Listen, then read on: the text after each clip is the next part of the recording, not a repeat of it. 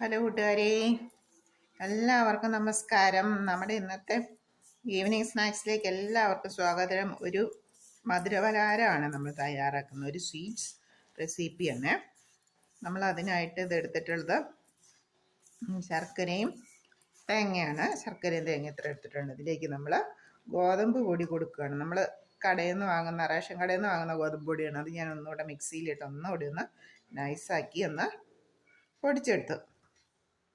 ശർക്കര, തേങ്ങ, ജീരകം, ഏലക്ക പൊടിച്ചതെല്ലാം കൂടെ നമ്മൾ കൈ കൊണ്ട് മിക്സാക്കി. നമ്മൾ ശർക്കര ചീകി എടുക്കുകയത്, പാനിയാക്കിയതല്ല കേട്ടോ. ഇനി നമ്മൾ അതിലേക്ക് ഗോതമ്പ് പൊടി ആണ് ഇട്ട് കൊടുത്തത്. ഗോതമ്പ് പൊടിയും കൂടി ഇട്ടിട്ട് ഒന്നുകൂടി ഒന്ന് മിക്സാക്കിയിട്ട് നമുക്ക് ചൂടുവെള്ളം ഒഴിച്ച് കുഴച്ചെടുക്കാം. നമ്മുടെ പണ്ടത്തെ മുത്തശ്ശിമാരൊക്കെ ഉണ്ടാക്കി തരുന്ന ഒരു വറചട്ടിയിലുള്ള ഒരു അടയുടെ റെസിപ്പിയാണ്. അപ്പം നമ്മൾ ഫില്ലിങ്സ് വെക്കുന്നില്ല. നമ്മൾ അതിന് പകരമായിട്ട് നമ്മൾ ഗോതമ്പ് പൊടി ഈ ഫില്ലിങ്സ് വെക്കാനായിട്ടുള്ള തേങ്ങ ശർക്കരയിലേക്ക് നമ്മൾ കുഴച്ചെടുക്കുക ചെയ്യുന്നത്.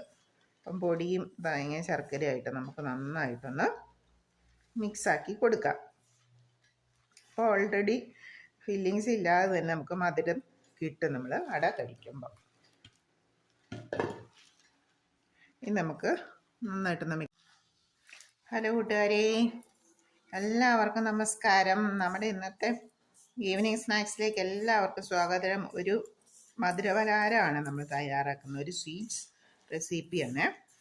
നമ്മൾ അതിനായിട്ട് ഇതെടുത്തിട്ടുള്ളത് ശർക്കരയും തേങ്ങയാണ്. ശർക്കരയും തേങ്ങ ഇത്ര എടുത്തിട്ടുണ്ട്. ഇതിലേക്ക് നമ്മൾ ഗോതമ്പ് പൊടി കൊടുക്കുകയാണ്. നമ്മൾ കടയിൽ നിന്ന് വാങ്ങുന്ന റേഷൻ കടയിൽ നിന്ന് വാങ്ങുന്ന ഗോതമ്പ് പൊടിയാണ്. അത് ഞാൻ ഒന്നുകൂടെ മിക്സിയിലിട്ട് ഒന്നുകൂടി ഒന്ന് നൈസാക്കി ഒന്ന് പൊടിച്ചെടുത്തു.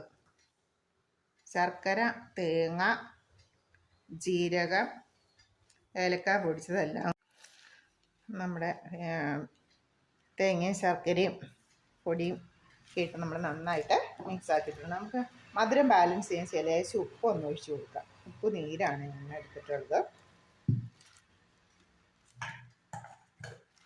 ഇനി നമുക്ക് ചൂടുവെള്ളം ഒഴിച്ച് നമുക്കിത് പൊടി കുഴച്ചെടുക്കാം. ഞാൻ നന്നായിട്ട് തിളപ്പിച്ച് വെച്ച ചൂടുവെള്ളമാണ്. കുറേശ്ശായിട്ട് ഒഴിച്ചു കൊടുക്കണം. വെള്ളം അധികമാകാൻ പാടില്ല. ചൂടുവെള്ളമാണ്, അതുകൊണ്ട് കൈ പൊള്ളാതെ സൂക്ഷിക്കണം. ചൂടുവെള്ളത്തിൽ കുഴയ്ക്കുകയാണെങ്കിൽ കൂട്ടുകാരെ, നമ്മുടെ അടയെല്ലാം എന്താ ഇതുപോലെ പരത്തി എടുത്തിട്ടുണ്ട്. മടക്കി നമുക്കിനി ഇത് വെച്ച് കൊടുക്കാം. നമുക്ക്